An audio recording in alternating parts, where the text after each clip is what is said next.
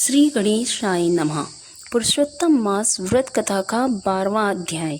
शंकर के चले जाने पर वह बाला कांतिहीन श्वास पर श्वास लेती हुई भयभीत होकर आंखों में आंसू लाकर रोने लगी।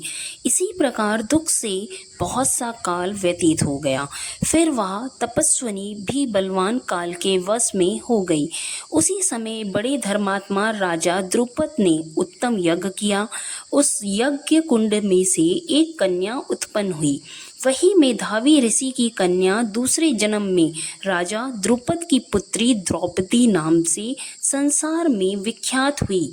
सो यह राजा द्रुपद के स्वयंवर में मछली की आंख बींधने पर अर्जुन को मिली।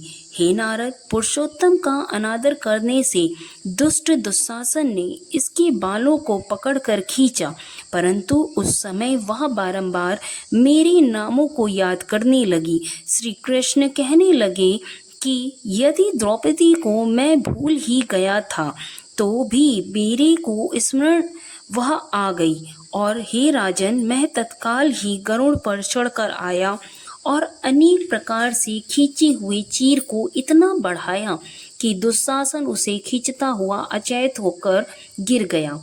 सदैव मेरे से स्नेह करने वाली और पतिव्रता को पुरुषोत्तम मास के अनादर से मैंने भी उसको त्याग दिया। पुरुषोत्तम मास का तिरस्कार करने वाली को मैं भी त्याग देता हूँ। इसलिए सब प्रकार से पुरुषोत्तम मास ऋषियों और देवताओं के भी सेवन योग्य है। फिर मनुष्यों को तो अत्यंत ही मनवांछित फल देने वाला है। इसलिए आने वाले पुरुषोत्तम मास की आराधना करो। 14 वर्ष पूरे हुए, अब सब कुछ अच्छा ही होगा। श्री नारायण कहने लगे।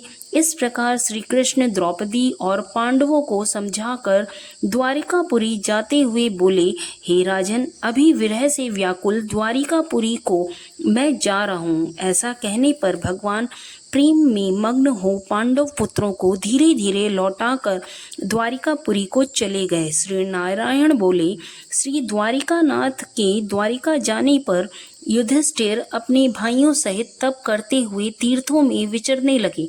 हे नारद, श्री भगवान के प्रिय पुरुषोत्तम मास को मन में धारण कर और श्री कृष्ण भगवान के वचनों को स्मरण कर अपने भाइयों और द्रौपदियों से बोले, अहो, आप सब ने पुरुषोत्तम का महत्व सुना है। पुरुषोत्तम को बिना पूजे कोई कैसे सुखी रह सकता है। इस लोक में वही पूज्य, वही धन्य और वही श्रेष्ठ है जो अनेक प्रकार से भगवान पुरुषोत्तम की पूजा करता है। इस प्रकार सब तीर्थों में विचरते हुए पुरुषोत्तम मास के प्राप्त होने पर विधिवत उसका व्रत करने लगे और 14 वर्ष व्यतीत हो जाने पर श्री कृष्ण भगवान की कृपा से अकंटक राज्य को प्राप्त हुए। इसी प्रकार सूर्यवंशी राजा दृढ़धनवा भी पुरुषोत्तम के सेवन से पुत्रों और पौत्रों तथा अनेक प्रकार के सुखों को भोग कर योगियों को भी उचित दुर्लभ भगवान के लोक को चले गए। इति श्री 12वां अध्याय संपूर्णम्।